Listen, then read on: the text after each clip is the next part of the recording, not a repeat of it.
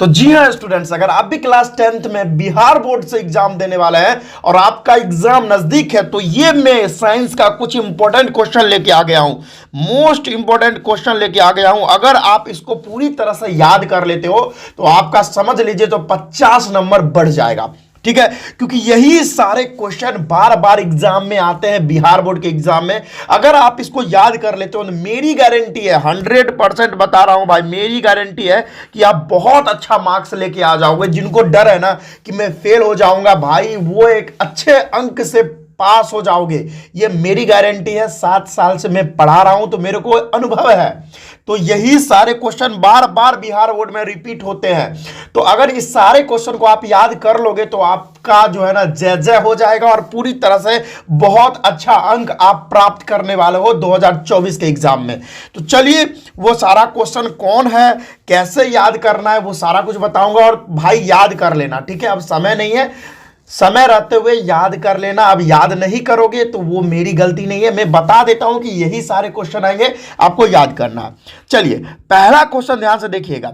और मैं एक छोटी सी रिक्वेस्ट करना चाहता हूं कि अगर चैनल को सब्सक्राइब नहीं किए तो सब्सक्राइब कर लो भाई, किस चीज का वेट कर रहे हो।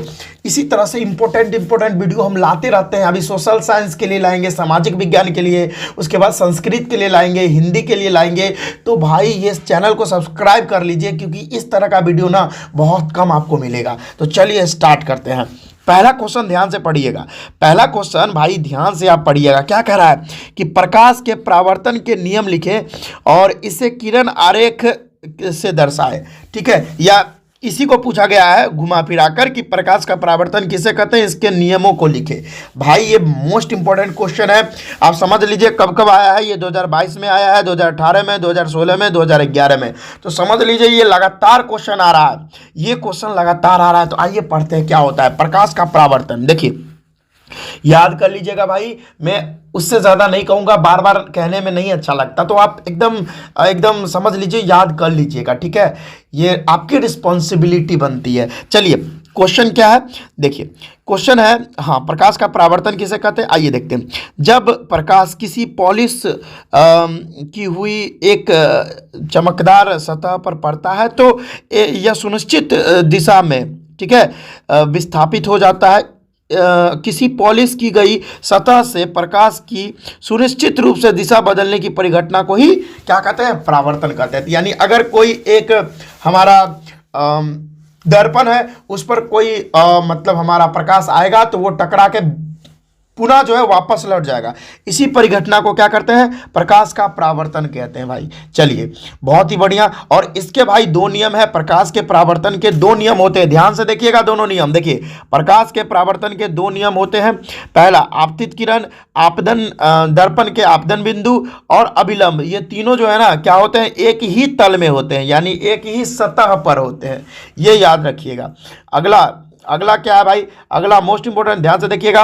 परावर्तन कोण सदैव आपतन कोण के बराबर होता है। ये देखिए ध्यान से देखिए, ये एक दर्पण है, ठीक है, यह एक दर्पण है, ठीक है। अब इस दर्पण में एक प्रकाश की किरण देखिए यहाँ से आती हुई नजर आ रही है, जिसको आपतित किरण बोलते हैं। ये देखिए प्रकाश की किरण आई और टकराने के बाद वापस चली गई, ठीक है, तो इसको बोलते हैं आपतित किरण, जो प्रकाश आई कहीं से। और ये देखिए दर्पण से लड़ने के बाद, दर्पण से टकराने के बाद ये क्या हुई, वापस लौट गई, ठीक है। तो इसको बोलते हैं आपतित किरण, जो आई यहाँ पर दर्पण पर पड़ी और जो टकराने के बाद वापस लौट गई, उसको परावर्तित किरण बोलते हैं। और ये इसके बीच में आप अभिलंब लगा दो, ये देखो, ये आपतित किरण, ये परावर्तित किरण और ये हमारा अभिलंब भैया, ये तीनों क्या होता है, एक ही सतह में होता है। देख रहे हो, ये एक ही सतह में है। तो ये याद रखिएगा भाई, मोस्ट वीवीआई था, याद कर लेना भाई, कर लेना। चलिए अब देखिए, ये देखिए, ये भी बहुत ही महत्वपूर्ण क्वेश्चन आपको मैं बता रहा हूँ। ध्यान से देखिएगा, ध्यान से पढ़िएगा, समझिएगा। क्या है, अवतल दर्पण के 2 उपयोग लिखे भाई, और इसी को बोला गया है अवतल दर्पण के उपयोगों को लिखे, मतलब ऐसे ही। अब ये क्वेश्चन 2022 और 2015 में पूछा है, ठीक है। तो समझिए भाई इस क्वेश्चन को कैसे आप करोगे, और बहुत बार पूछा गया है, तो इसको पढ़ेंगे अपना लोग। क्या है, और भाई मैं कह जाता हूं ना कि ब्रह्मा का लकीर है, यही सारे क्वेश्चन आएंगे आपको बोर्ड एग्जाम में, कसम से कह रहा हूं, यही सारे क्वेश्चन आएंगे, आप पढ़ लेना एक बार जरा, ठीक है। चलिए, तो अवतल दर्पण का 2 उपयोग लिख रहा है, मतलब बोलना है आपको। अब इसमें 4 लिखा गया, तो मैं पढ़ देता हूं। पहला देखिए, बड़े आकार के अवतल दर्पणों का प्रयोग और ऊर्जा के लिए किया जाता है। ठीक है, बड़े जो आकार के जो अवतल दर्पण होते हैं वो उसका प्रयोग क्या कराया जाता है, ऊर्जा के लिए किया जाता है। अब देखिए इनका मेन जो है ये अगर आप नहीं भी याद है इसको तो कोई दिक्कत नहीं है, लेकिन मेन जो है ना, मेन जो है मेन वो मैं बता रहा हूँ। इनका प्रयोग वाहनों का हेडलाइट, लैंपो, सर्च लाइट, टॉर्च आदि बनाने के लिए किया जाता है। ये मोस्ट इंपॉर्टेंट था भाई, ये लाइन मोस्ट इंपॉर्टेंट था, इस लाइन को आप मत भूलना। ठीक है, चलिए नेक्स्ट पॉइंट आप देखते हैं। नेक्स्ट पॉइंट है कि सेविंग दर्पणों को, ठीक है, सेविंग दर्पणों को बनाने में भी इसका उपयोग किया जाता है। ठीक है, बहुत ही बढ़िया। अब एक और है मोस्ट वीवीआई, इसको भी देख लेते हैं कि दंत चिकित्सक तथा विशेषज्ञ रोगी का परीक्षण करने के लिए इसका प्रयोग करते हैं भाई। ये देखिए हम आपको कहेंगे, ये देखिए दूसरा पॉइंट और चौथा पॉइंट, ये दोनों याद कर लीजिएगा, मोस्ट वीवीआई है। ठीक है, ये दोनों याद कर लीजिएगा और दोनों पॉइंट लिख दीजिएगा, बहुत ही महत्वपूर्ण है। नेक्स्ट देखिए भाई, अभी सुबह के लगभग 5 बज रहे और आप लोग के लिए ही मेहनत कर रहा हूँ कि भाई जल्दी जल्दी वीडियो बन जाए, जो बच्चे लोग पढ़ ले। ठीक है, तो इसीलिए भाई चैनल को जरूर सब्सक्राइब करिएगा, आप ही लोग के लिए इतना मेहनत करते हैं। देखिए क्वेश्चन क्या आया, नेक्स्ट क्वेश्चन ध्यान से देखिएगा। क्वेश्चन नेक्स्ट आया है कि प्रकाश का अपवर्तन क्या है। ठीक है, क्या कह रहा है क्वेश्चन, प्रकाश का अपवर्तन क्या है और इसके नियमों को लिखे। ठीक है, प्रकाश का अपवर्तन क्या है और इसके नियमों को लिखे। ठीक है, तो देखिए भाई सिंपल सा है, कोई इसमें समस्या नहीं होना चाहिए आपको। देखिए वही परावर्तन का ही ठीक उल्टा है यहाँ पर। देखिए आपतित किरण, अपवर्तित किरण तथा आपतन बिंदु पर जो अभिलंब जो होते हैं उनको, वो जो होते हैं ना तीनों एक ही तल में होते हैं, वही बात जो मैं आपको अभी बताया। ठीक है, चलिए भाई बहुत बढ़िया। नेक्स्ट देखिए, जब एक ही रंग के प्रकाश की किरण किन्हीं दो माध्यमों के सीमा तल पर तिरछी आपतित होती है तो आपतन कोण की जो ज्या तथा आपतन कोण का जो ज्या होता है उसका अनुपात नियतांक होता है। ठीक है, समझ में आया? इस नियतांक को दूसरे माध्यम का पहले माध्यम के सापेक्ष, ठीक है, अपवर्तनांक कहते हैं, जिसको यहाँ पर इस तरह से दिखाया जाता है, म्यू से दिखाया जाता है और इसी को स्नेल्स नियम भी कहते हैं। ठीक है, यहाँ पर ये फार्मूला याद रखिएगा। ठीक है, sine i by sine r equal to नियतांक। ठीक है, sine i by sine r equal to नियतांक, यानी कांस्टेंट होता है। ठीक है, हाँ ये इधर लिखा नहीं रहा है, समझ में आ गया, बहुत ही बढ़िया। चलिए ये क्वेश्चन को भी याद कर लीजिएगा, बहुत ही इंपॉर्टेंट क्वेश्चन है यहाँ पर, जो भी मैं ले रहा हूँ सबसे ज़्यादा इंपॉर्टेंट क्वेश्चन है यहाँ पर। ठीक है, आपको ये बताने की ज़रूरत नहीं होगी कि कितना इंपॉर्टेंट है भाई, बहुत ज़्यादा ही इंपॉर्टेंट। अब नेक्स्ट क्वेश्चन देखिए, वीवीआई क्वेश्चन आ गया आपके सामने। उत्तल दर्पण, क्या आ गया क्वेश्चन है उत्तल दर्पण तथा अवतल दर्पण के बीच अंतर लिखिए। देखिए बहुत इंपॉर्टेंट है ये, देखिए 2 नंबर में पूछता है, ध्यान से देखेंगे इसको। क्या है, यह उत्तल दर्पण और यह है अवतल दर्पण। ठीक है, ध्यान से देखिए क्या है, ध्यान से देख लीजिए क्या और कब पूछा गया, 2017, 2015, देख रहे हो बार बार ये क्वेश्चन पूछा जा रहा है। तो देखो भाई इसमें कैसे हम लोग कैसे करेंगे, ध्यान से देखिएगा कि इसमें जो परावर्तन करने वाला चमकीला तल जो है बाहर से उभरा होता है। ठीक है, समझ में है? और इसमें क्या है, परावर्तन करने वाला जो चमकीला तल है वो अंदर धंसा होता है। यानी देखिए उत्तल के लिए मैं ऐसे कहूँगा, ये देखिए उत्तल के लिए ऐसे हो जाएगा और अवतल के लिए कैसा हो जाएगा, अवतल के लिए हो जाएगा इस तरह से। समझ में आ गया, कोई प्रॉब्लम नहीं। चलिए अब आगे भागेंगे, ये बहुत ही इंपॉर्टेंट था। देखिए इसमें आभासी प्रतिबिंब बनता है और इसमें जो है वास्तविक और आभासी दोनों प्रतिबिंब बनते हैं। ठीक है, इसमें सीधा प्रतिबिंब बनता है और इसमें प्रतिबिंब उल्टा और सीधा दोनों बनता है, याद रखिएगा, बहुत ही महत्वपूर्ण। अब देखिए ध्यान से देखते रहिएगा भाइयों। अब इसमें छोटा प्रतिबिंब बनता है और इसमें जो है ध्यान से देखिएगा, इसमें प्रतिबिंब बड़ा छोटा सभी आकार के तीनों प्रकार के बन सकते हैं। ठीक है, बड़ा भी बनेगा, मीडियम भी बनेगा, यानी वस्तु के बराबर भी बनेगा और छोटा भी बनेगा। देखिए यहाँ पर यह है हमारा उत्तल लेंस और ये है अवतल लेंस। ठीक है, बहुत ही बढ़िया। चलिए आई होप आप समझ गए होंगे। अच्छा ये देखो भाई, ये गड़बड़ हो गया। ठीक है, 1 मिनट, ये देखो ये लेंस का दे दिया है। ठीक है, ये लेंस का दे दिया है, तो आप ना इसको ऐसे भी बना सकते हो। ये देखिए उत्तल दर्पण आप ऐसे बना देना, ऐसे बना देना, ठीक है। उत्तल दर्पण ऐसे बन जाएगा और अवतल दर्पण इस तरह से बन जाएगा, ठीक है। देखो अब ध्यान रखना इस बात का। अरे भाई उल्टा इसी, क्या भाई क्या गुंडा बनेगा रे तू।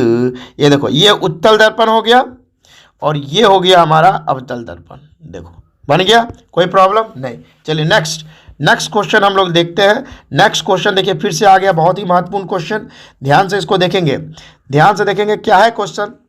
चलिए क्वेश्चन अपना लोगों से पूछ रहा है, क्वेश्चन पूछ रहा है अपना लोगों से, ध्यान से देखिएगा कि उत्तल लेंस और अवतल लेंस में अंतर स्पष्ट करें, ठीक है। बहुत ही महत्वपूर्ण क्वेश्चन, ध्यान से देखेंगे, ठीक है। चलिए अब देखिए उत्तल लेंस और ये रहा अवतल लेंस, ठीक है। अभी मैंने उत्तल दर्पण और अवतल दर्पण में अंतर बताया था। अब देखिए दोनों के बीच अंतर देखिए, बहुत ही महत्वपूर्ण है, ध्यान से देखेंगे उत्तल लेंस और अवतल लेंस में, ठीक है। चलिए भाई अब देखिए क्या है, ध्यान से, कि बीच में से मोटा और किनारों से पतला होता है भाई उत्तल दर्पण, दर्पण नहीं लेंस, ठीक है। समझ में आ गया। अब देखो यहाँ पर ये अवतल दर्पण अवतल लेंस की बात करते हैं कि बीच में पतला तथा किनारों से मोटा होता है, ठीक है। चलिए भाई बहुत ही बढ़िया। अब आगे अगला पॉइंट पढ़ते हैं कि अक्षर बड़े आकार के दिखाई देते हैं और इसमें अक्षर छोटे आकार के दिखाई देते हैं, ठीक है। अब देखिए प्रकाश की किरणों को एक बिंदु पर केंद्रित करता है। ये जो है ना प्रकाश की किरणों को एक बिंदु पर केंद्रित करेगा और ये प्रकाश किरण पुंज को बिखेर देता है। यहाँ पर जो प्रकाश का जो रेज होता है उसको बिखेर देता है, ठीक है। अब देखिए नेक्स्ट पॉइंट है भाई, वस्तु का प्रतिबिंब वास्तविक आभासी तथा उल्टा बनता है, ठीक है। यहाँ वस्तु प्रतिबिंब आभासी सीधा बनता है, ठीक है। अब देखिए लेंस को बाईं तरफ से हिलाए तो प्रतिबिंब दाईं तरफ गति करता है और इधर क्या होगा, इसका ठीक उल्टा होगा। लेंस को बाईं तरफ हिलाने पर प्रतिबिंब भी बाईं तरफ हटेगा।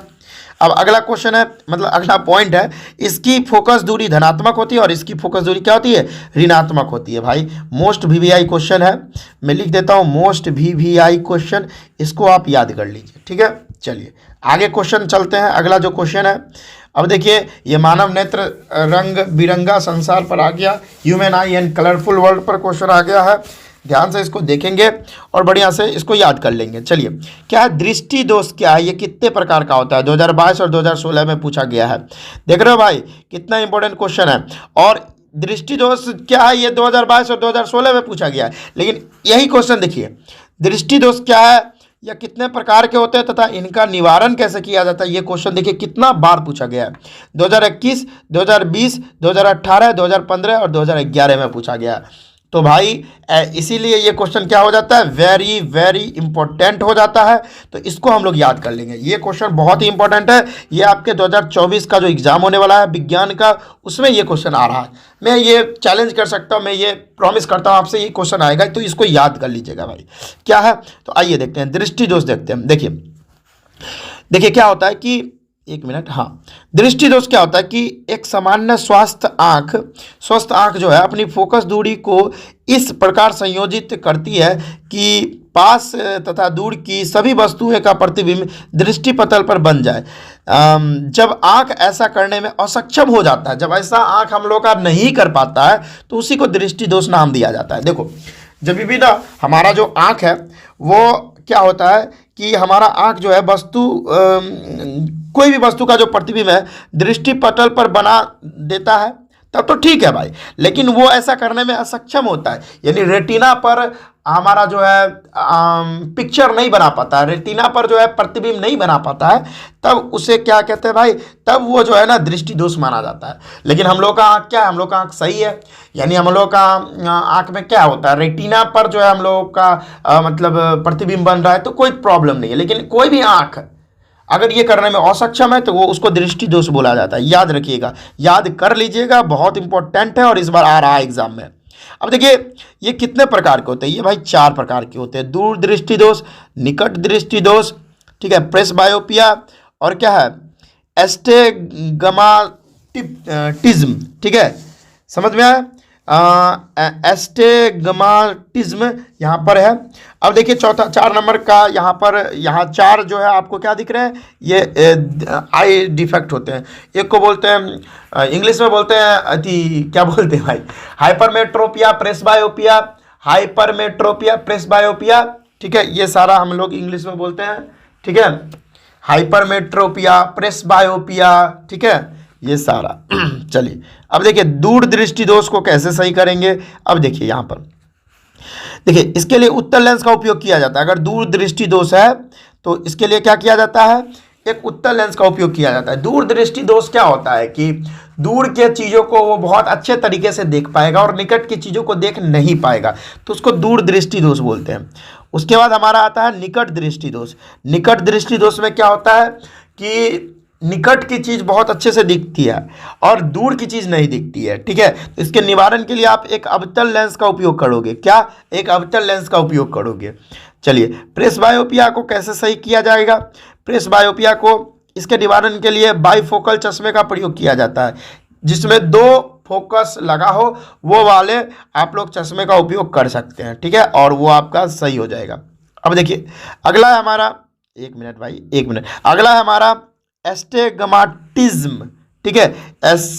एस्टेगमाटिज्म जो है, इसको ठीक करने के लिए क्या करते हैं हम लोग, सिलेंड्रिकल चश्मे का प्रयोग करते हैं। किसका? सिलेंड्रिकल चश्मा रहना चाहिए, उसका प्रयोग करते हैं। चलिए बहुत ही बढ़िया, समझ में आ गया। चलिए अब नेक्स्ट क्वेश्चन हम लोग देखते हैं। अब तो ये उल्टा हो गया भाई, ठीक है, ये उल्टा हो गया, जरा एक मिनट, ये सीधा होगा, ये ऐसा हो गया। चलिए मैं एक काम करता हूँ, ये क्वेश्चन ना आप पढ़ लेना, मैं यहाँ पे बता तो नहीं पाऊँगा। क्यों नहीं बता पाऊँगा? क्योंकि यहाँ पर नहीं हो पाएगा, मतलब ये उल्टा हो गया। ज़रा क्या ये क्वेश्चन याद कर लीजिएगा, क्या है कि सूर्योदय के समय सूर्य क्यों लाल प्रतीत होता है और ये तारे क्यों टिमटिमाते हैं। भाई साहब, तारे क्यों टिमटिमाते हैं और ग्रहों और तारों में अंतर, ये तीनों क्वेश्चन कर लीजिएगा। आपके बीबीडी में ये क्वेश्चन मिल जाएगा। ये तीनों क्वेश्चन मैं क्या कहूँ भाई, ये तीनों क्वेश्चन मोस्ट वीवीआई हैं। क्या है? ये तीनों क्वेश्चन मोस्ट वीवीआई हैं। तो ये तीनों क्वेश्चन को याद कर लीजिएगा। क्या है क्वेश्चन? क्वेश्चन ध्यान से मैं पढ़ देता हूँ, ठीक है, समझा भी देता हूँ कि सूर्योदय के समय सूर्य क्यों लाल दिखाई पड़ता है, ठीक है, समझ में आया? क्योंकि भाई वायुमंडल में जो आपको ये जो रेड कलर है ना, वो हमारा उसका तरंग दैर्ध्य ज़्यादा होता है। तो ये जो है ना वायुमंडल में जो कण है उससे टकराकर इधर उधर नहीं बिखरते हैं, ठीक है। तो यही दिखाई देता है। सूर्य का जो कलर होता है, वाइट लाइट में 7 कलर होते हैं, 7 रंग होते हैं, जिसमें से ब्लू रंग जो होता है पूरी तरह से बिखर जाता है और बच गया हमारा लाल रंग, वही हमको दिखाई देता है। तो सूर्य जो है इसीलिए डूबते हुआ जो हमारा क्या दिखाई देता है, लाल दिखाई देता है, ठीक है। तो ये क्वेश्चन याद कर लीजिएगा, बहुत इंपॉर्टेंट है। और तारे क्यों टिमटिमाते हैं, तो ये याद रखिएगा, बहुत इंपॉर्टेंट है। तारे टिमटिमाते हैं अपवर्तनांक के कारण, ठीक है, समझ में आया, रिफ्रैक्टिव इंडेक्स के कारण, रिफ्रैक्टिव इंडेक्स, ठीक है, प्रकाश के परावर्तन के कारण, ठीक है, प्रकाश के अपवर्तन के कारण, सॉरी, ठीक है, प्रकाश के अपवर्तन के कारण ये क्या करते हैं, तारे जो है टिमटिमाते हैं। ये भी याद कर लीजिएगा, बहुत इंपॉर्टेंट है। चलिए हम अब नेक्स्ट क्वेश्चन पर चलते हैं। ये थोड़ा टेढ़ा हो गया था, कोई प्रॉब्लम नहीं है। अब चलिए नेक्स्ट क्वेश्चन क्या है अपना लोगों का। नेक्स्ट क्वेश्चन है हम लोगों का, देखो भाई टेढ़ा हो गया था लेकिन आप याद कर लेना। अगला क्वेश्चन है, विद्युत बल्ब में निष्क्रिय गैस क्यों भरा जाता है। 2022 और 2015 में ये क्वेश्चन पूछा गया है। देखिए भाई इंपॉर्टेंट है, इसको याद करना जरूरी है। क्या है? विद्युत बल्ब में टंगस्टन का फिलामेंट से हवा माध्यम में विद्युत धारा प्रवाहित की जाए तो यह हवा और ऑक्सीजन से ऑक्सीकृत होकर भंगुर हो जाएगा और टूट जाता है, ठीक है। इसीलिए फिलामेंट को टूटने से बचने के लिए हमें अंदर में जो है, अंदर से हवा निकालकर निष्क्रिय गैस भरना चाहिए, जिससे गैसों निम्न दाब पर जो है गैस जो होता है वो क्या होता है, उष्मा, जिसमें कि संवहन द्वारा उष्मा की हानि न्यूनतम होती है। मतलब एक बात, ये जो मैं पढ़ा उसका मैं मतलब समझाता हूँ। इसका मतलब है कि देखो विद्युत बल्ब में अगर ऑक्सीजन गैस होगा तो ये जो है ना टंगस्टन के साथ अभिक्रिया करके क्या करेगा, यह बड़ी मतलब समझ लो तो मतलब अभिक्रिया कर लेगा, और अभिक्रिया करने के बाद भाई समझ सकते हो क्या होगा। तो इसको बचाने के लिए हम लोग क्या करते हैं, निष्क्रिय गैस भर देते हैं। निष्क्रिय गैस किसी के साथ अभिक्रिया ही नहीं करता, ठीक है। निष्क्रिय गैस अभिक्रिया नहीं करेगा, और अभिक्रिया नहीं करेगा तो भाई सही रहेगा, ठीक है, समझ में आ गया। हाँ, अब अगर ऑक्सीजन वगैरह रहेगा तो रिएक्ट करके भाई वो उसकी जो उसका जो शीशा होता है वो टूट सकता है, ठीक है। इसीलिए निष्क्रिय गैस भरते हैं ताकि रिएक्शन ही नहीं करता, वो अभिक्रिया ही नहीं करता। चलिए ये सारा क्वेश्चन याद कर लीजिएगा। अब अगला क्वेश्चन आ गया, हम लोग को देखना है ओम का नियम देखना है भाई। ओम का नियम, ओम का नियम देखिए। तो ओम का नियम आपको याद करना पड़ेगा, बहुत ही महत्वपूर्ण है। तो देखिए भाई, ओम का नियम आप देखिए। चलिए मैं यहाँ से स्टार्ट करूँगा ना, हाँ यहाँ से ओम का नियम यहाँ से स्टार्ट है, ये याद कर लीजिएगा भाई। तो देखिए भाई, पहले लिखना क्या, जो जो यहाँ पर लिखा गया वही वही लिखना है कि प्रतिरोधक के सिरों के बीच विभवांतर की धारा क्या है, निर्भरता का अध्ययन करना, ठीक है। और आगे है उसके प्रतिरोध को ज्ञात करना, हम लोगों का प्रयोग का नाम पड़ेगा। और आवश्यक उपकरण क्या चाहिए, ठीक है, वोल्ट मीटर चाहिए, अज्ञात प्रतिरोध चाहिए, ठीक है, परिवर्ती प्रतिरोध चाहिए, अमीटर चाहिए, संयोजक तार और कुंजी चाहिए, सूखा सेल चाहिए और रेगमाल सैंड पेपर चाहिए। भाई बहुत ही इंपॉर्टेंट है, मतलब समझ लो। तो इस बार ये VVI प्रश्न है, मतलब कुछ भी हो जाए लेकिन आज इस बार जो है ओम का नियम आएगा ही आएगा, उसको सत्यापन करने के लिए आएगा ही आएगा 5 नंबर में। ये क्वेश्चन भाई 5 नंबर का बनता है, तो इसको याद कर लीजिए, मोस्ट VVI। जो मैं लिख दे रहा हूं वही क्वेश्चन आने वाले हैं, ये आप मेरे पर भरोसा कर लो आप, ठीक है। चलिए देखिए, तो आवश्यक उपकरण में आपको बता दिया। चलिए अब सिद्धांत क्या है, देखो भाई, तो ओम के नियम के अनुसार क्या है, निश्चित ताप या दाब पर किसी चालक से प्रवाहित धारा उसके सिरों के बीच विभवांतर के समानुपाती होता है, ठीक है, समझ में आया। तो जिसको V समानुपाती IR से दिखाते हैं, V समानुपाती I होता है, और यहाँ पर हम लोग उसको हटाते हैं तो क्या हो जाता है, V = IR हो जाता है, ये याद रखिएगा। ओम के नियम में यही होता है। चलिए अब नेक्स्ट देखिए, अगर I के लिए आपको निकालना है तो I बराबर क्या हो जाएगा, I = V/R, ये फॉर्मूला हो जाएगा, ठीक है। वैसे नॉर्मल फार्मूला ओम के नियम का पूछे तो V = IR होता है, ठीक है। चलिए बहुत ही बढ़िया। चलिए जहाँ पर V है वोल्टेज, ठीक है, और I है विद्युत धारा और R है प्रतिरोध। अब देखिए आपको क्या करना है, ये डायग्राम बना देना है, ये डायग्राम 100% आपको बनाना है, तभी आपको पूरा में पूरा नंबर मिलेगा भाई। मैं बता दे रहा हूँ, ये डायग्राम बनाना है, और डायग्राम में एक सेल दिखा देना है, एक देखो परिवर्ती धारा दिखाना है, ठीक है, ये यहाँ पर की यानी यहाँ पर स्विच डाल देना है, ये एमीटर डालना है, और ये स्थिर प्रतिरोधक डालना है, और ये वोल्ट मीटर डाल देना है, और इस तरह से आपको कनेक्ट कर देना, और ये फोटो आपको बनाना ही पड़ेगा, तभी आपको नंबर मिलेंगे, ठीक है। चलिए अब देखिए इसमें आपको क्या क्या करना है, देखिए ये पॉइंट सारा लिखना जरूर है कि आकृति के अनुसार उपकरणों का संयोजन करना है। एमीटर तथा वोल्ट मीटर जो है शून्य क्या है, शून्य त्रुटि नोट करते हैं, यानी यहाँ पर जो एमीटर, ये मैं बता दूं, यहाँ पर जो एमीटर देख रहे हो आप, यहाँ पर एमीटर जो आप लगा रखे हो और जो वोल्ट मीटर लगा रखे हो, वो शून्य त्रुटि नोट करते हैं। क्या करते हैं, शून्य त्रुटि नोट करते हैं, सब याद कर लीजिएगा भाई, ठीक है। अब आगे देखिए भाई, मैं आपको बताना चाहूँगा, और ये सारा पॉइंट आपको नोट करना है, ठीक है, सारा पॉइंट आपको लिखना है वहां पर, ठीक है। क्या है रियोस्थेट, देखो रियोस्थेट मतलब परिवर्ती जो धारा आप लगाए हैं उसी को रियोस्थेट बोलते हैं।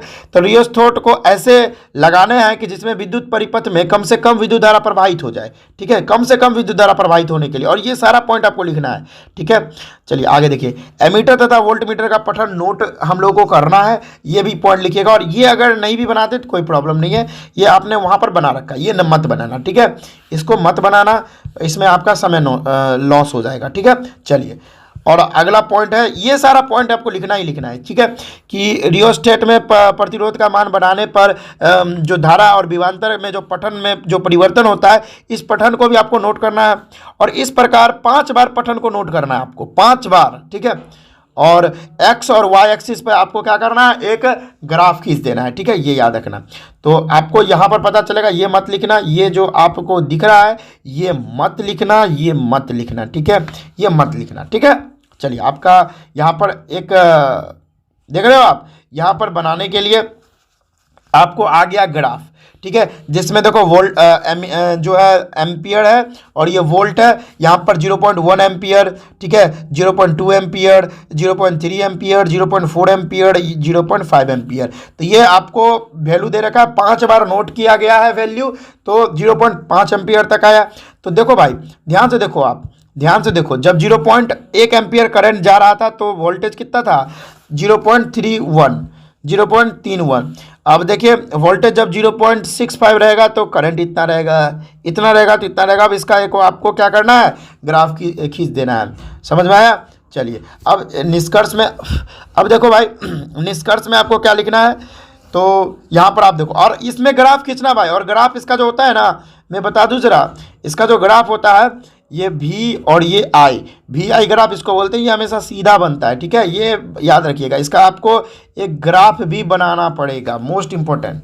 चलिए, और इसका निष्कर्ष में लास्ट में लिख देना, निष्कर्ष, सावधानियां नहीं भी लिखोगे तो कोई प्रॉब्लम नहीं है, लेकिन निष्कर्ष में लिखना कि प्रतिरोध के सिरों के बीच विभवांतर बढ़ने पर धारा का मान बढ़ता है, और धारा एवं विभवांतर के बीच का जो सरल रेखा जो होता है वो हमें प्राप्त होता है। यानी ये देखो, अभी आप एक मिनट, जब भी आप इसका एक मिनट, हाँ, जब भी आप इसका ना ग्राफ बनाओगे, ठीक है, तो ये सीधा रेखा बनेगा इसका, ठीक है, और सीधा रेखा क्या होता है, आर होता है, यानी प्रतिरोध होता है। बहुत ही बढ़िया, तो ये पॉइंट भी आप लिख देना, ठीक है, ये पॉइंट भी आप लिख देना, समझ में आ रहा है, ये पॉइंट भी आप लिख देना, ये निष्कर्ष वाला, और बाकी ये सब मत लिखना, कोई प्रॉब्लम नहीं है, ठीक है। और अगर आप इतना लिख देते हो तो आपको 5 नंबर मिल जाएंगे, 5 या 6 नंबर मिल जाएंगे आपको, ठीक है। चलिए, बहुत ही बढ़िया, नेक्स्ट क्वेश्चन आप पढ़ते हैं। ये सब नहीं भी लिखोगे तो कोई दिक्कत नहीं है। चलो, नेक्स्ट क्वेश्चन अपना लोग ध्यान से देखते हैं। नेक्स्ट क्वेश्चन अपना लोगों का क्या कह रहा है, अब देखिए, ये क्वेश्चन तो भाई क्या ही बताऊं मैं, ठीक है। फ्लेमिंग के दाएं हाथ का नियम लिखे भाई, बहुत इंपॉर्टेंट है। 2022 और देखो 2021, 2019, 2014, 2016, 2018, मतलब हर बार ये क्वेश्चन आ रहा है। ये क्वेश्चन को पढ़ना जरूरी है भाई, ये क्वेश्चन को पढ़ना जरूरी है। चलिए, तो फ्लेमिंग का दाहिना हस्त का नियम क्या कहता है अपना लोग को, देखो भाई, ये मोस्ट इंपॉर्टेंट है, पढ़ लेना, पढ़ लेना, पढ़ लेना, पढ़ लेना, बहुत बार आता है। एक मिनट, हाँ हाँ, चलिए चलिए चलिए चलिए चलिए, इसको पढ़ते हैं। क्वेश्चन क्या कह रहा है, तो फ्लेमिंग का दाहिना हस्त का नियम, दक्षिण हस्त नियम आपको बताना है। तो देखिए, अपने दाहिने हाथ की तर्जनी, मध्यमा उंगली तथा अंगूठे को इस तरह फैलाइए कि वो ये जो तीनों जो है एक दूसरे के परस्पर लंबवत हो जाए, यानी 90 डिग्री का एंगल बना दे। देख रहे हो यहाँ पर 90 डिग्री का एंगल बन रहा है, समझ में आया, और इसके बीच में भी 90 डिग्री का एंगल बनेगा। तो इस तरह से आपको फैलाना है अपने अंगुली को, ठीक है, और तो 90 डिग्री का एंगल बन जाए, ठीक है। यदि तर्जनी चुंबकीय क्षेत्र की दिशा, यानी ये जो तर्जनी है हमारा, ये चुंबकीय क्षेत्र की दिशा बता रही है, और हमारा जो बीच वाला अंगुली है, ठीक है, हमारा जो तर्जनी है वो चुंबकीय क्षेत्र की दिशा और संकेत करती है, और अंगूठा जो है ये गति, ये अंगूठा जो है ना ये गति की ओर संकेत करती है, किधर बल लग रहा है।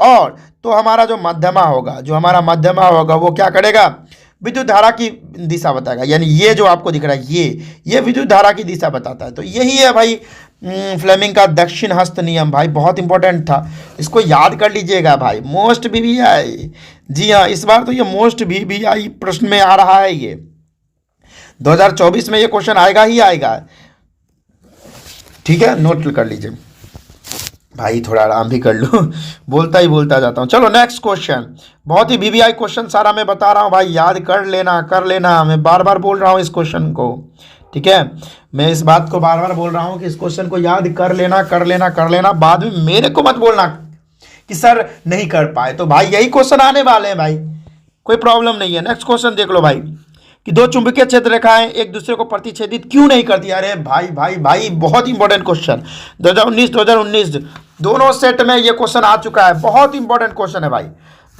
फर्स्ट और सेकंड सीटिंग दोनों में आता है क्वेश्चन। क्या कह रहा है क्वेश्चन, चुंबकीय सुई सदा एक ही दिशा में की ओर संकेत आपको करेगी। यदि चुंबकीय क्षेत्र रेखाएं एक दूसरे को प्रतिच्छेदित करे तो इसका अर्थ होगा कि प्रतिच्छेद बिंदु पर चुंबकीय क्षेत्र की 2 दिशाएं आपको दिखने लगेंगी, और क्या है, दिक्सूची ने 2 दिशाओं की ओर संकेत किया, तो ये संभव ही नहीं, इसीलिए चुंबकीय क्षेत्र रेखाएं एक दूसरे को कभी प्रतिच्छेदित नहीं करते। भाई ये आपको समझ नहीं आया तो मुझे कुछ मौका दीजिए और मैं समझाता हूँ आपको। देखो यहाँ पर जगह भी है तो मैं समझा सकता हूँ आपको, कोई समस्या नहीं। देखो भाई, मान लो 2 चुंबकीय क्षेत्र रेखा, एक ये चुंबकीय क्षेत्र, इसको थोड़ा मैं बढ़ा लेता हूँ, ठीक है, इसका मैं थोड़ा साइज बढ़ा दिया हूँ। देखो ये चुंबकीय क्षेत्र रेखा एक ये दिशा दिखा रही है, और चुंबकीय क्षेत्र रेखा ये दूसरी दिशा दिखा रही है, यानी यहाँ पर 2 चुंबकीय क्षेत्र रेखा एक दूसरे को कट कर देती है। अब यहाँ पर हम क्या रखेंगे, यहाँ पर हम कंपास का नीडल रखेंगे, क्या रखेंगे, कंपास रखेंगे। और कंपास तो आपको पता ही होगा क्या होता है, ये जो है हमेशा क्या करता है, ये दिशा दिखाने के लिए काम आता है, और इसका जो सुई है हमेशा उत्तर दिशा में घुमा रहता है। तो मैं यहाँ पर कंपास का ये नीडल आपको दिख रहा होगा, ये कंपास का नीडल है, तो मैं सही से बना लूँ एक बार बढ़िया से बना लेते हैं ताकि आपको बढ़िया से समझ में आ जाए। चलिए, अरे भाई चलिए एक बार बढ़िया से बना लेते हैं, कोई समस्या नहीं। मान लेते हैं कि दो चुंबकीय क्षेत्र रेखा एक दूसरे को कट कर दी है। अब यहाँ पर हमको क्या करना है, हमको एक कंपास रखना है। यहाँ पर देखो हमने एक कंपास रखा और कंपास का एक नीडल भी होगा। तो चलो कंपास का एक नीडल है, बहुत ही बढ़िया है। चलिए, अरे भाई क्या हो जाता है यार, सॉरी फॉर दैट, मैं समझाना है अच्छे से तो अच्छे से बना लेते हैं। यहाँ पर हम मान लो कंपास रख दिए, चलो इस बार बन जाएगा। चलिए एक बार में ही समझा देते हैं। चलिए अब क्या है ना कि यहाँ पर हम कंपास रखे तो कंपास जो है कोई एक ही दिशा ना बताएगा जी। देखो अब यहाँ पर हम कंपास रख दिए, इस बिंदु पर कंपास हम रख दिए तो यहाँ पर हमको एक ही दिशा ना बताएगा चुंबकीय क्षेत्र का। अब यहाँ पर तो दो दिशा है, देख रहे हो, एक बार में आप दो जगह हो सकते हैं कहीं। एक बात बताइए, आप ऐसा तो नहीं आप अपने घर पर भी हैं और अपने स्कूल में भी है, ऐसा तो नहीं होगा। तो आप एक समय में एक ही चीज़ कर पाइएगा या एक जगह पे एक समय में आप एक ही जगह पे रह सकते हैं। तो इसीलिए जो है एक बार में एक ही दिशा बता सकता है, इसीलिए यह संभव ही नहीं है कि दो चुंबकीय क्षेत्र का एक दूसरे को कट कर सकता है कभी या प्रतिच्छेदित कर सकता है, कभी नहीं करेगा। ठीक है, बहुत ही बढ़िया। या आप दूसरे तरीके से भी बना सकते हो, उस पर जो है टेंजेंट नहीं बन सकता, एक से ज़्यादा टेंजेंट नहीं बन सकता। ठीक है, तो ये भी आप कर सकते हो। चलिए तो आसान भाषा में मैं समझा दिया। चलिए अगला क्वेश्चन है, ध्यान से देखिएगा, बहुत ही इंपॉर्टेंट है। केमिस्ट्री में हम लोग इंटर कर चुके हैं। ऊष्माक्षेपी तथा ऊष्माशोषी अभिक्रिया में अंतर आपको बताना है और बहुत ही इंपॉर्टेंट क्वेश्चन है, बहुत बार आ चुका है। 2018 2015 में ये क्वेश्चन आ चुका है। देखो ऊष्माक्षेपी अभिक्रिया क्या होता है, ऊष्माक्षेपी अभिक्रिया क्या होता है कि ऐसी अभिक्रिया जिसमें ऊष्मा निकलती है। ठीक है, ऐसी अभिक्रिया जिसमें ऊष्मा निकलती है तो उसे ऊष्माक्षेपी अभिक्रिया कहते हैं। और ये देखिए एग्जाम्पल देख लीजिए, एग्जाम्पल मोस्ट इंपॉर्टेंट है, ये एग्जाम्पल आप याद कर लेना भाई। क्या है, जब मीथेन को ऑक्सीजन की उपस्थिति में जलाते हैं तो कार्बन डाइऑक्साइड और जल और ऊर्जा निकलती है और 880.4 किलो जूल ऊष्मा निकलती है। तो ये याद कर लीजिएगा, ये रिएक्शन याद कर लीजिएगा, मोस्ट VVI है। ठीक है, कि ऊष्माक्षेपी अभिक्रिया में क्या होता है, ऊष्मा निकलती है। क्या होती है, ऊष्मा निकलती है, ऊष्माक्षेपी में ऊष्मा निकलती है, ये याद रखिएगा। चलिए नेक्स्ट क्वेश्चन है, यानी इसी में ऊष्मा शोषी अभिक्रिया क्या हो जाएगा, तब ऊष्मा शोषी अभिक्रिया क्या हो जाएगा। देखो ऊष्मा शोषी, देखो भाई ऐसी अभिक्रिया जिसमें ऊष्मा अवशोषित होती है। ठीक है, ऊष्मा हम लोग को देना पड़ता है, यानी ऊष्मा अवशोषित होती है। एक मिनट, ऐसा अभिक्रिया जिसमें ऊष्मा अवशोषित होती है, ये याद रखिएगा, बहुत ही बढ़िया। चलिए एग्जाम्पल देख लीजिए, यहाँ पर एग्जाम्पल आपको दे रखा है, ये एग्जाम्पल याद नहीं भी करिएगा कोई प्रॉब्लम नहीं है, ये थोड़ा भारी हो जाएगा, हम समझ सकते हैं। तो मैं आपको एक एग्जाम्पल दे देता हूँ, वो याद करके चले जाइएगा और ये नहीं याद करिएगा। ठीक है, ये आपके सिलेबस में था भी नहीं है रिएक्शन, तो कोई बात नहीं है, मैं आपको एक रिएक्शन दे देता हूँ, वो आप याद करके चले जाओ, क्या ही प्रॉब्लम है। देखो सिंपल है, CaCO3 को जब हम लोग हीट करते हैं, ऊष्मा देते हैं, तो यानी हम ऊष्मा दे रहे हैं, तो क्या हो जाएगा, CO2 प्लस में CaO, ये आप याद करके चल जाइएगा। ऊष्मा शोषी में इसी का जो है आप लोग लिख देना, इसी अभिक्रिया को आप लोग लिख देना, यही मोस्ट है इंपॉर्टेंट, और ये वाला मत लिखना। ठीक है, ये थोड़ा मतलब सिलेबस से बाहर है, कोई प्रॉब्लम, मेरे को बताने के लिए कहेगा तो बता दूंगा भाई, मैं तो क्लास 12 को ही पढ़ाता हूँ, कोई प्रॉब्लम नहीं है। ठीक है, चलिए आगे चलते हैं। अब देखिए प्रतिस्थापन अभिक्रिया क्या है, इसको भी हम लोग देख लेते हैं एक बार, बहुत ही महत्वपूर्ण है कि प्रतिस्थापन अभिक्रिया क्या है, उसका उदाहरण बताइए। 2016 2011 2017 में ये क्वेश्चन पूछा है। देखिए क्या है कि वह रासायनिक अभिक्रिया जिसमें अधिक अभिक्रियाशील वाले जो धातु होते हैं ना, अपने से कम अभिक्रियाशील वाले धातु को क्या करते हैं, अपने वो जो है लवणीय विलयन से, जलीय विलयन से बाहर कर देते हैं। जैसे देखिए CuSO4 आप देख लीजिए, CuSO4 में जो कॉपर आपको दिख रहा है, कॉपर ये कम अभिक्रियाशील है Fe से, ये आएगा और इसको क्या करेगा, ये बाहर कर देगा, कॉपर को क्या करेगा, बाहर कर देगा। देख रहे हो कॉपर बाहर चला गया और Fe जो है इसके साथ मिलने पर क्या बना दिया, FeSO4 बना दिया। समझ में आया, बहुत ही महत्वपूर्ण है। तो ऐसा अभिक्रिया जिसमें क्या होता है, जो ज़्यादा अभिक्रियाशील वाले धातु होते हैं, देख रहे हो आप, ये ज़्यादा अभिक्रियाशील वाला धातु है, वो अपने से कम अभिक्रियाशील वाले धातु को लात मार के बाहर कर दिया और खुद जो है इसमें रहने लगा। ठीक है, तो ये एग्जाम्पल याद करिएगा, बहुत इंपॉर्टेंट है। चलिए अब देखिए मोस्ट इंपॉर्टेंट क्वेश्चन, उत्प्रेरक क्या होता है, बहुत बार क्वेश्चन आ चुका है, 2017 में आ चुका है और भी बहुत बार आ चुका है। तो देखिए वैसा पदार्थ जो स्वयं रासायनिक प्रतिक्रिया में भाग नहीं लेते हैं लेकिन प्रतिक्रिया के वेग को बढ़ा देते हैं, यानी रिएक्शन के दर को बढ़ाते हैं या घटा देते हैं, उसे ही उत्प्रेरक कहते हैं। समझ में आया? उत्प्रेरक क्या होता है कि देखो भाई, कोई अगर लड़ता नहीं है ना तो उसमें टोंस मार के लड़ा देगा, ठीक है, तो उसी को उत्प्रेरक कहते हैं। यानी जो अगर अभिक्रिया कोई बहुत धीरे होती है तो उसमें उत्प्रेरक मिला दोगे, ठीक है, तो वो अभिक्रिया का जो वेग है वो बढ़ जाएगा। या कोई अभिक्रिया अगर बहुत ही तेजी होती है तो उसके वेग को, उसके स्पीड को, उसके समय को आप घटा सकते हो, ठीक है। तो यहाँ पर ये Fe जो है ये भी एक क्या है, हमारा Fe जो है वो उत्प्रेरक होता है। Fe के बाद बहुत सारा है, प्लेडियम होता है, Fe होता है, ठीक है, उसके साथ भी बहुत सारे होते हैं, निकल होते हैं, ठीक है, ये सारा पॉजिटिव कैटलिस्ट है, ये सारा धनात्मक उत्प्रेरक होता है। और ऋणात्मक उत्प्रेरक आपका हो गया एल्कोहल वगैरह, धनात्मक उत्प्रेरक, ऋणात्मक उत्प्रेरक हो जाता है। लेकिन धनात्मक ही पूछता है तो कोई बात नहीं है, तो ये आप एग्जाम्पल दे सकते हो। चलो आगे बढ़ते हैं। देखिए यही क्वेश्चन अभी मैं थोड़ा देर पहले पढ़ा हूं और यही क्वेश्चन बहुत इंपॉर्टेंट है। देख लो भाई, क्या है क्वेश्चन, क्या कि जब लोहे के कील को कॉपर सल्फेट के विलयन में डाला जाता है, क्या जब लोहे के कील को कॉपर सल्फेट के विलयन में डाला जाता है या डुबोया जाता है तो विलयन का रंग क्यों बदल जाता है? 2019 और 2012 में ये क्वेश्चन पूछा गया। तो VBI क्वेश्चन है, देख लीजिए इसको एक बार, ठीक है, कि कॉपर सल्फेट के जलीय विलयन में लोहे की कील को डालने पर लोहा जो है कॉपर सल्फेट के जलीय विलयन से कॉपर को विस्थापित कर देता है, अतः कॉपर सल्फेट का रंग बदल जाता है। देखो भाई, इसको ना सिंपल रूप में अभी मैं समझाया था। देखो ध्यान से देखना कि Fe जो है ज़्यादा अभिक्रियाशील है और CuSO4 का जो रंग होता है वो नीला होता है, और CuSO4 का रंग नीला होता ही है कॉपर के कारण, कॉपर के कारण होता है। तो भाई कॉपर के कारण नीला रंग है, तो अब आप Fe आया, अब देखो एक लात मार के कॉपर को बाहर कर दिया। अब कॉपर के कारण ही कॉपर सल्फेट का नीला रंग था, अब कॉपर ही बाहर चला गया, देख रहे हो, कॉपर ही बाहर चला गया तो विलयन का रंग क्या होगा, बदल ही जाएगा। और यहाँ पर जो FeSO4 होता है, क्योंकि Fe घुस गया उसके अंदर, तो FeSO4 का रंग होता है हरा, हल्का हरा, तो क्या होता है यहाँ पर उसका रंग बदल जाता है। सिंपल सी बात है, विस्थापित कर देता है कॉपर को, इसीलिए। तो ये आप लिख देना, बहुत ही महत्वपूर्ण क्वेश्चन है, याद कर लेना इसको। चलिए नेक्स्ट क्वेश्चन है अपने लोग को, फिर देखो ये उल्टा हो गया, तो मैं आपको बता देता हूँ, आप इस क्वेश्चन को याद कर लेना। क्वेश्चन क्या है कि आप ना क्या करना, पहले कि पीतल तथा तांबे के बर्तन में दही जैसे खट्टे पदार्थ क्यों नहीं रखते चाहिए, ये क्वेश्चन याद कर लेना। उसके बाद प्लास्टर ऑफ पेरिस का आणविक सूत्र और प्लास्टर ऑफ पेरिस का उपयोग याद कर लेना। चलो ये याद कर लेना, मैं यहाँ पर नहीं कर पा रहा हूँ क्योंकि यहाँ पर जो है ये उल्टा कर दिया गया है। चलिए अब नेक्स्ट क्वेश्चन हम लोग आपको बता रहे हैं, लोहे को जंग लगने से किस प्रकार बचाया जा सकता है। अब देखो क्वेश्चन नेक्स्ट आ गया, देखिए लोहे को जंग लगने से किस प्रकार बचाया जा सकता है, तो 2022 में क्वेश्चन पूछा गया। और लोहे को जंग लगने से बचाने के 2 उपाय लिखे, 2019 में पूछा गया है।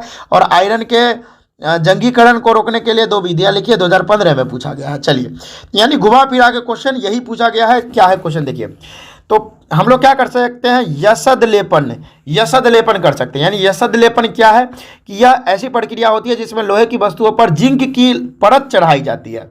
यानी ये लोहा का वस्तु होगा, उसके ऊपर जिंक का क्या होगा, परत चढ़ाया जाता है। इस तरह से जिंक का परत चढ़ा दिया जाता है जिससे जो है वो उसमें जंग नहीं लगता है, ठीक है, बहुत ही बढ़िया, समझ में आया। अब देखिए पेंटिंग कर सकते हैं आप लोग, क्या करोगे, उसके ऊपर क्या चढ़ा सकते हो, पेंट चढ़ा सकते हो, उसके ऊपर जो है पेंट कर दोगे तो उस पर क्या होगा, जंग नहीं लगेगा। अब देखिए अगला इंपॉर्टेंट क्वेश्चन, बहुत ही महत्वपूर्ण क्वेश्चन, उभयधर्मी ऑक्साइड क्या है। उभयधर्मी ऑक्साइड के किन्हीं 2 उदाहरण को लिखें। उभयधर्मी ऑक्साइड तो बहुत ही ज़्यादा महत्वपूर्ण है, ये आपके बोर्ड एग्जाम में इस बार आ रहा है, मोस्ट VBI क्वेश्चन है। जितना भी ले रहा हूँ सारा VBI क्वेश्चन है, 2024 में ये क्वेश्चन आपको दिखने को मिलेगा, उभयधर्मी ऑक्साइड। तो ये सारे क्वेश्चन को याद करके जाएंगे आप लोग। क्या होते हैं उभयधर्मी ऑक्साइड, देखो वे ऑक्साइड जो अम्ल तथा क्षार दोनों का अभिक्रिया करके लवण प्रदान करता है, ठीक है। यानी उभयधर्मी ऑक्साइड क्या होते हैं, उभयधर्मी ऑक्साइड ऐसा ऑक्साइड होता है जो क्या करता है, अम्ल का भी मतलब उसमें आपको गुण दिखाएगा और क्षार का भी गुण दिखाएगा, दोनों का गुण दिखाएगा। मतलब ऐसा ऑक्साइड जो अम्ल, ठीक है, ऐसा ऑक्साइड जो आपको अम्ल और तथा भस्म दोनों का आपको गुण दिखाएगा, अम्ल तथा भस्म दोनों का आपको गुण प्रदर्शित करके दिखाएगा, तो उसी को उभयधर्मी ऑक्साइड बोलते हैं। और इसका एग्जाम्पल याद कर लीजिए भाई, रिएक्शन नहीं पूछता लेकिन इसका एग्जाम्पल याद कर लीजिए, मैं लिख देता हूं। इसका एग्जाम्पल होगा एल्युमिनियम ऑक्साइड, Al2O3 और हो जाएगा जिंक ऑक्साइड ZnO। ये दोनों बहुत ही महत्वपूर्ण यहाँ पर है, इंपॉर्टेंट उभयधर्मी ऑक्साइड याद कर लीजिएगा। एल्युमिनियम ऑक्साइड और जिंक ऑक्साइड दोनों जो है अम्ल तथा भस्म दोनों का गुण प्रदर्शित करते हैं। चलिए, उभयधर्मी ऑक्साइड हो गया, बहुत ही बढ़िया। अब देखिए एक और क्वेश्चन आ गया, बहुत ही महत्वपूर्ण क्वेश्चन, ध्यान से पढ़िएगा। क्वेश्चन क्या कह रहा है कि सोडियम को केरोसिन तेल में डुबाकर क्यों रखा जाता है। 2016 और 2014 में यह प्रश्न पूछा गया, बहुत ही महत्वपूर्ण प्रश्न है, इसको ध्यान से देखेंगे। क्या है, सोडियम सक्रिय धातु होता है, यानी ज्यादा अभिक्रियाशील धातु होता है, जो जल में ना क्या करता है, जल में उपस्थित ऑक्सीजन के साथ क्या आता है, अभिक्रिया करके ऑक्साइड, सोडियम ऑक्साइड बना देता है। अब सुनो, अगर सोडियम को खुले वायु में ऐसे ही छोड़ दोगे तो उसमें आग लग जाती है, क्योंकि ये ज़्यादा अभिक्रियाशील धातु होता है, तो आग लग जाएगी। तो ये गलत चीज़ है भाई, आग नहीं लगना चाहिए। इसीलिए क्या होता है, हमें इसे मिट्टी तेल में डुबा के रखना पड़ता है, जिससे ये सुरक्षित रहता है, ये ऑक्सीजन के कॉन्टैक्ट में नहीं आता है, जिससे हमारा जो है आग वगैरह नहीं लगता है। ठीक है, चलिए, बहुत ही महत्वपूर्ण प्रश्न था यहाँ पर, VVI प्रश्न था, इसको याद कर लीजिएगा। ठीक है, नेक्स्ट क्वेश्चन आप लोग को बता रहे हैं, चलिए ध्यान से देखिए क्या है क्वेश्चन। अच्छा भाई, भर्जन तथा निस्तापन में अंतर। अरे भाई क्या ही इंपॉर्टेंट क्वेश्चन है ये, यानी भर्जन तथा निस्तापन में अंतर बताइए, और सल्फाइड अयस्कों के लिए इन दोनों के किस प्रक्रम का उपयोग होता है। देखिए 2015 और 2015 दोनों बार 2015 में पूछा गया, और इस बार पूछने का चांस बनता है। 2024 में ये क्वेश्चन पूछने का चांस बनता है, तो इसको याद कर लीजिएगा। चलिए आइए देखते हैं क्या होता है ये। ठीक है, भर्जन क्या होता है कि इस प्रक्रम के दौरान अयस्क को इसके द्रव्यनांक से कम तापमान पर, ठीक है, द्रव्यनांक से क्या होता है, द्रव्यनांक से कम तापमान पर हवा की उपस्थिति में, देखिए यही इंपॉर्टेंट है, इसमें हवा की उपस्थिति में हम लोग गर्म करते हैं, ताकि अयस्क ऑक्सीकृत हो जाए। क्या हो जाए, अयस्क क्या हो जाए, ऑक्सीकृत हो जाए। और इसमें देखो भर्जन में हवा की उपस्थिति में करते हैं। अब देखिए, और निस्तापन में क्या करते हैं, निस्तापन में आप देखिएगा हवा की अनुपस्थिति में करते हैं, बस दोनों में यही अंतर है। और उसके बाद गर्म कर देंगे और अशुद्धियाँ दूर हो जाती है। ठीक है, ये देखिए, निस्तापन हवा की अनुपस्थिति में और भर्जन हवा की उपस्थिति में, यही याद रखिएगा, मेन पॉइंट था ये। चलिए बहुत ही महत्वपूर्ण। अब देखिए, एक मिनट, चलिए यहाँ पर देखिए, यहाँ पर एक रिएक्शन भी दिया गया है। देखो कैसे आप भर्जन करके यहाँ पर देखिए जिंक सल्फाइड लिया है और इसमें भर्जन हुआ है, ठीक है, ऑक्सीजन की उपस्थिति में, और यहाँ पर जिंक ऑक्साइड और सल्फर डाइऑक्साइड बना। ये रिएक्शन को भी याद कर लीजिएगा, बहुत ही महत्वपूर्ण है। चलिए अब देखिए, समजातीय श्रेणी बहुत ही महत्वपूर्ण भाई, मतलब इससे सवाल हर बार आ रहा है। ठीक है, समजातीय श्रेणी से सवाल हर बार आ रहा है, इसको याद कर लीजिए भाई। मतलब क्या ही बताऊं, समजातीय श्रेणी बहुत ही ज़्यादा महत्वपूर्ण है, मतलब हर बार सवाल इससे आएगा भाई, हर बार सवाल आएगा इससे। ठीक है, तो मैं ना एक काम करता हूँ, यहाँ नीचे भी समजातीय श्रेणी लिखा होगा। एक मिनट मैं देखता हूँ ज़रा, समझाते श्रेणी का एक बार और लिया था, अच्छा वो मैं डिलीट कर दिया भाई। ये बहुत साल पूछा गया है, ये मैं लिखा नहीं, कितने यहाँ पर जो है ना, ये जो क्वेश्चन है बहुत साल पूछा गया। यहाँ पर आपको दिख रहा होगा 2017, नहीं भाई, ये हर बार सवाल आ रहा है इससे। 2015, 16, 17, 18, 19, 20, 21, 22, 23 सबसे सवाल आए हैं। समझाते श्रेणी इतना महत्वपूर्ण है, यहाँ लिखा नहीं है, वो गलत किया है, लेकिन आपको पता होना चाहिए कि समझातीय श्रेणी जो है हर बार समझातीय श्रेणी से सवाल आ रहा है। ठीक है, आइए पढ़ते हैं। देखिए, समजातीय श्रेणी कार्बन के यौगिकों का ऐसा समूह होता है, ठीक है, जिसकी संरचनाएं तथा आणविक सूत्र समरूप होते हैं, यानी उसका जो संरचना जो होता है और उसका जो रासायनिक गुण होता है बहुत हद तक सेम होता है, तथा जिनके साथ वाले किन्हीं भी दो यौगिक के बीच अणुसूत्र का बीच जो अंतर होता है वो CH2 का होता है, CH2 का अंतर होता है, याद रखिएगा आपको। ठीक है, मैं आपको थोड़ा एग्जाम्पल भी इसका लेके दिखा देता हूँ। जैसे मैं आपको कहूँगा चलो भैया एल्कोहल फैमिली का जो आपको है ना 4 समजातीय श्रेणी लिखो, तो मैं लिख देता हूँ, मेरे को याद है। क्या हो जाएगा, CH3OH, ठीक है, एल्कोहल का लिखना, ये पहला समझाते श्रेणी एल्कोहल का। दूसरा हो जाएगा C2H5OH, ये दूसरा हो गया। तीसरा हो जाएगा C3H7OH, ठीक है, ये तीसरा हो गया। और चौथा क्या होगा, C4H9OH, ये हमारा चौथा हो गया। अब आप देखो यहाँ पर, देखो इस दोनों के बीच में अंतर आपको दिखा रहा हूँ, CH2 अणु का कैसे होता है। देखो ये भी यहाँ पर एक कार्बन है और यहाँ पर 2 कार्बन है, तो बताओ एक कार्बन से दूसरे कार्बन आने में कितना कार्बन का अंतर है, 1 कार्बन का अंतर है, तो मैं लिख दूंगा C। एक कार्बन का अंतर है। अब देखो 3 हाइड्रोजन से 5 हाइड्रोजन आने में कितना हाइड्रोजन का अंतर है, 2 हाइड्रोजन का अंतर है, तो CH2। समझ में आ रहा है? तो कितना अंतर हो गया, CH2 अणु का अंतर होता है। तो ये याद रखिएगा, समझाते श्रेणी बहुत ही महत्वपूर्ण है, याद रखिएगा। और इसमें जितने भी आपको यौगिक दिखेंगे सभी जो है एक ही तरह की होंगे। देख रहे हो आप, देखो OH इसमें भी है, इसमें भी OH, इसमें भी OH, इसमें भी OH, तो सभी एक ही तरह के होंगे। चलिए अब समझाते श्रेणी की विशेषताएं देख लो भाई, महत्वपूर्ण है ये भी। समझाते श्रेणी की विशेषताएं देखो कि किसी भी समझाते श्रेणी के सभी सदस्यों का एक समान सूत्र होता है। सिंपल सी बात है, अगर एल्केन का ले रहे हैं तो एल्केन में CnH2n+2 ही सभी यौगिकों का सूत्र बनेगा। अब देखिए किसी भी समझाते श्रेणी के 2 साथ साथ वाले जो समझातों में एक कार्बन और 2 हाइड्रोजन के परमाणु के बीच अंतर होता है, जो अभी मैंने आपको बताया। ठीक है, अब नेक्स्ट देखिए तीसरा है कि किसी भी समझाते श्रेणी के सदस्यों के भौतिक गुणों में आणविक द्रव्यमान बढ़ने पर साथ साथ क्रमिक परिवर्तन होता है। यानी देखिए कहने का मतलब है कि जितने भी हमारे समझाते श्रेणी में यौगिक होते हैं उनका रासायनिक गुण समान होता है। क्या बोला? उसका रासायनिक गुण जो होता है, रासायनिक गुण वो क्या होता है, समान होता है। लेकिन हमारा देखो भौतिक गुण है वो समान नहीं होगा, क्योंकि उसका द्रव्यमान बढ़ता जाता है। अगर ऊपर से आप नीचे आओगे समझाते श्रेणी में तो उसका द्रव्यमान बढ़ेगा और जो है भौतिक गुण अंतर होते जाएगा। ठीक है, भौतिक गुण अलग अलग होता है समझाते श्रेणी में हर एक यौगिक का, लेकिन रासायनिक गुण सबका सेम होता है। कैसे रासायनिक गुण सेम होता है, चलो ये भी बता देते हैं। देखो हमारा समझाते श्रेणी लिख रहा हूँ मीथेन, फिर उसके बाद लिख रहा हूँ इथेन। दोनों जो है ना, देखो ऑक्सीजन की उपस्थिति में इसका दहन करवाओगे। ठीक है, तो क्या देगा, देखो इसका दहन और इसका दहन, दोनों का दहन करवा रहे हो आप। क्या करवा रहे हो, इसका दहन और इसका दहन करवा रहे हो। तो दोनों जो है कार्बन डाइऑक्साइड, दोनों कार्बन डाइऑक्साइड और जल देगा आपको, दोनों कार्बन डाइऑक्साइड तथा जल देगा, दोनों कार्बन डाइऑक्साइड तथा जल देगा दहन होने के बाद। तो इसीलिए सभी का जो है समझाते श्रेणी में सभी का जो है आपको अभिक्रिया जो है सेम होगा, यानी रासायनिक गुण समान होता है। चलिए बहुत ही बढ़िया। अब अगला क्वेश्चन पर देखते हैं क्या है, निष्क्रिय गैसों को। ठीक है, चलिए बहुत ही इंपॉर्टेंट है ये। देखिए निष्क्रिय गैसीय तत्वों का आवर्त सारणी में शून्य वर्ग में क्यों रखा गया, या इसी को ऐसे बोल सकते हैं उत्कृष्ट गैसों को अलग समूह में क्यों रखा गया। निष्क्रिय गैस बोल लो या उत्कृष्ट गैस बोल लो या इंग्लिश में नोबल गैस बोल लो, इनर्ट गैस बोल लो, सभी एक ही चीज़ है। ठीक है, तो चलिए भाई क्या है इस क्वेश्चन का आंसर, बहुत ही महत्वपूर्ण है, ध्यान से देखेंगे। इस परिवार के सदस्यों को शून्य वर्ग में रखा गया है। क्यों?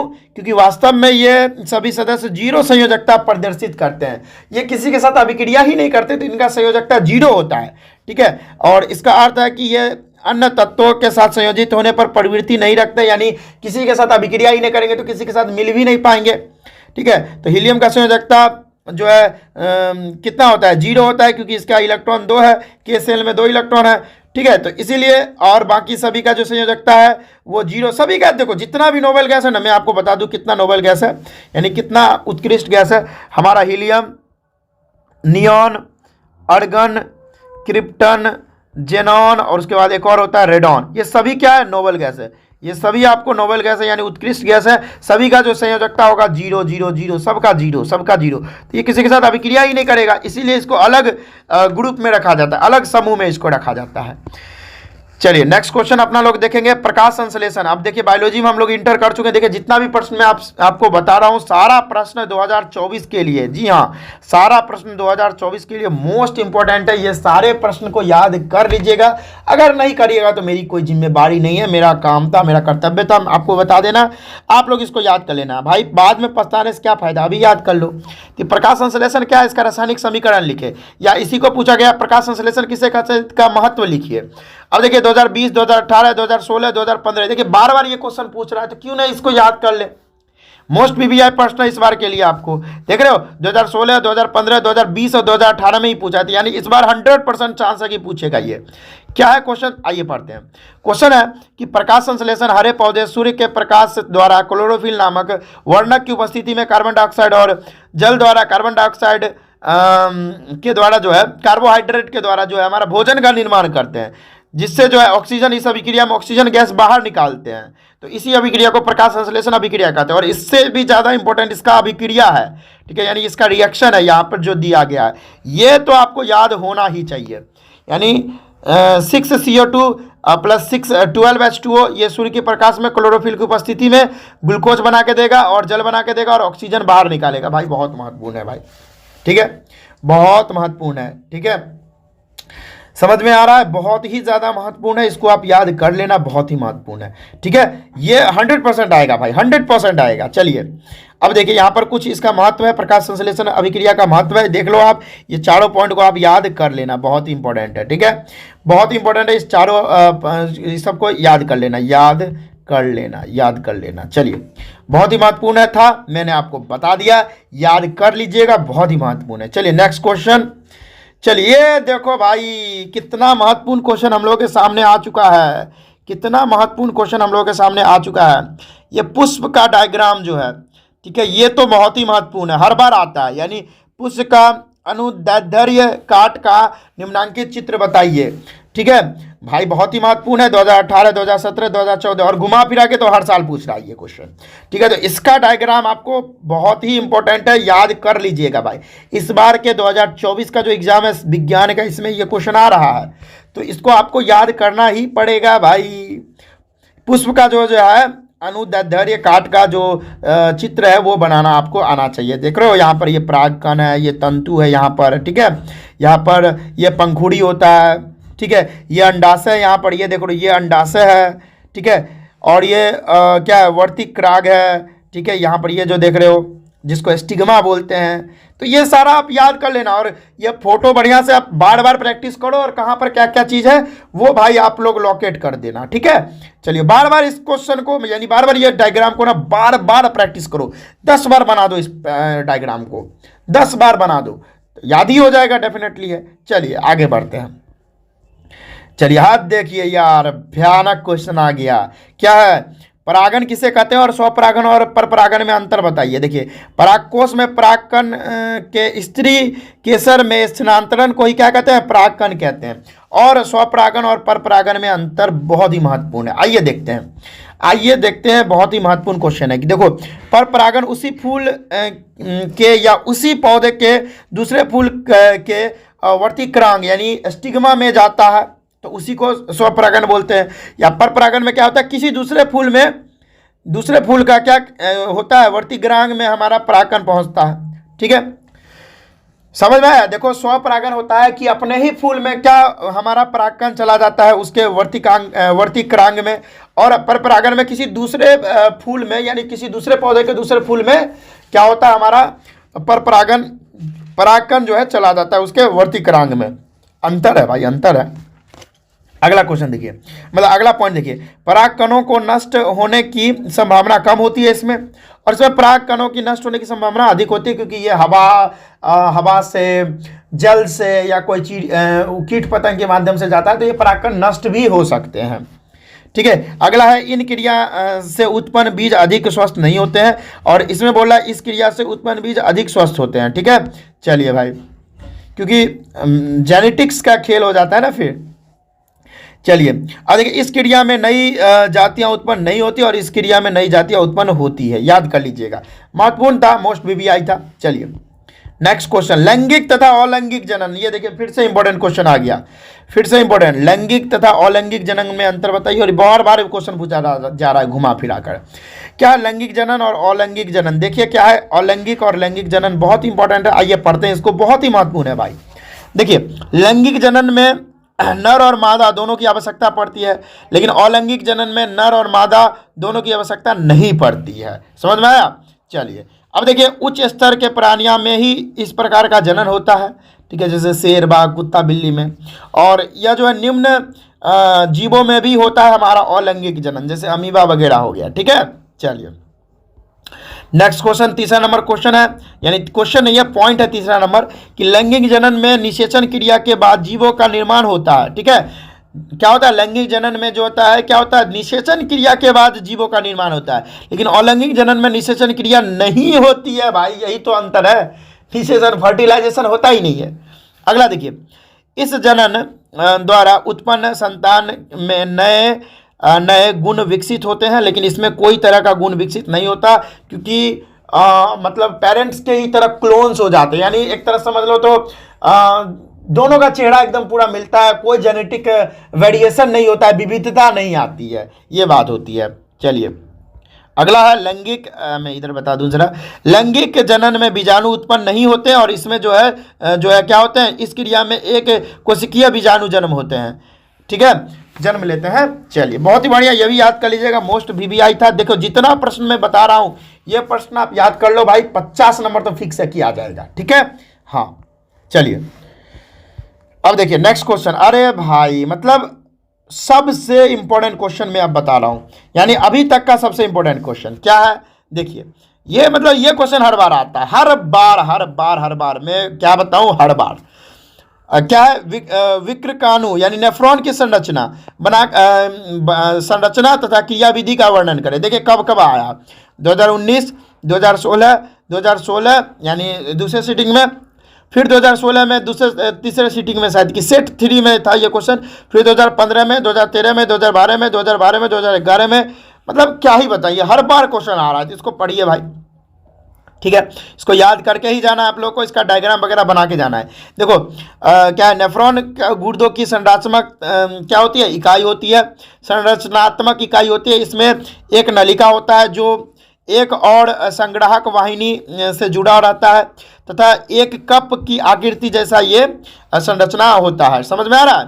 तो अभी अब आपको बताता हूँ, यहाँ पे दिया गया, देखो भाई ये रहा, ये देखो ये है, और आपको याद करना पड़ेगा ये भाई, ये जो संरचना है ये वाला, ये बहुत ही महत्वपूर्ण है भाई।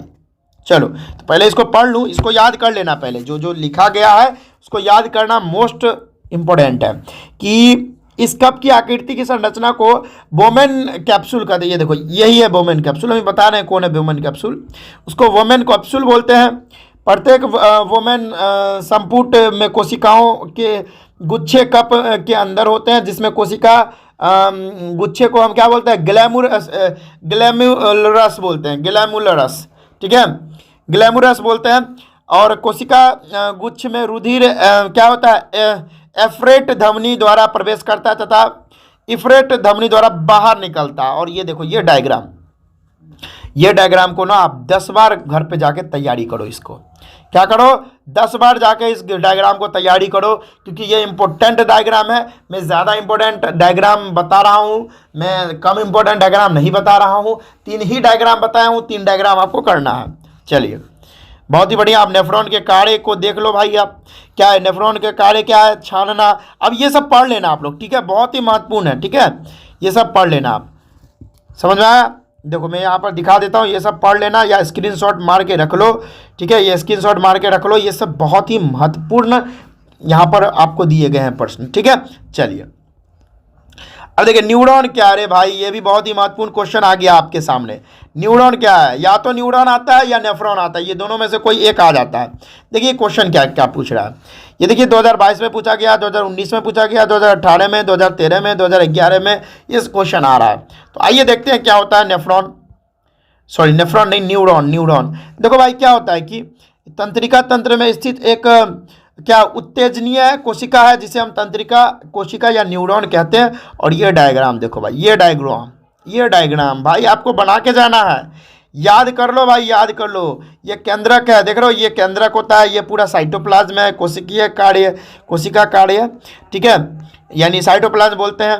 ये क्या है, द्रमिका बोलते हैं, ये क्या है, तंत्रिकाक्ष बोलते हैं, ये तंत्रिका का अंतिम सिरा होता है, ठीक है। तो ये सारा याद कर लेना, यानी ये भी देखो, या तो न्यूरॉन आता है या नेफ्रॉन आता है, ये दोनों में से कोई एक आता है। तो बहुत ही महत्वपूर्ण है, आपको याद करके ही जाने हैं। और कार्य देख लो भाई, कार्य देख लो, यहाँ पे कार्य देख लो, यहाँ पे कार्य दिया गया है कि हमारे पर्यावरण में सभी सूचनाओं का पता कुछ तंत्रिका कोशिकाओं के विशिष्टीकृत सिरे द्वारा पता लगाया जाता है, ठीक है। इसमें जितने सारे पॉइंट दिए गए हैं, मेन पॉइंट को आपको क्या करना है, लिख लेना है, ठीक है। चलिए ये भी मोस्ट वीवीआई क्वेश्चन था जो मैंने आपको बता दिया। चलिए भाई बस इतने ही क्वेश्चन थे, इसके बाद क्वेश्चन नहीं है। तो मैंने जितने सारे इंपॉर्टेंट क्वेश्चन थे, सारे इंपॉर्टेंट क्वेश्चन को मैंने आपके सामने रखा। आई होप आप इसको याद कर लेंगे। मोस्ट वीवीआई था, याद कर लेना भाई, याद कर लेना, याद कर लेना। और भाई इस तरह का इंपॉर्टेंट वीडियो हम अभी डेली लेके आते रहेंगे। तो मेरे चैनल को क्या करना है भाई, आपको क्या करना है, सब्सक्राइब कर लेना है। मेरे चैनल को आपको सब्सक्राइब कर लेना है, जिससे भाई मैं इस तरह का इंपॉर्टेंट वीडियो डेली बनाता हूँ और आप तक तुरंत नोटिफिकेशन पहुँचे, ठीक है, जिससे आप अपना जो है तैयारी को एकदम ऊंचे लेवल पर ले जा सको। और बोर्ड एग्जाम में जो अभी होने वाला है, अभी कल से परसों से स्टार्ट होने वाला है, उसमें बहुत अच्छे मार्क्स ले आओ, ठीक है। मैंने अभी हिंदी का भी ऑब्जेक्टिव का वीडियो बनाया है, तो वो भी जाके जरूर देखिए, ठीक है। डिस्क्रिप्शन में लिंक दे दूंगा। चलिए हम मिलते हैं अगले वीडियो में। जय हिंद, जय भारत।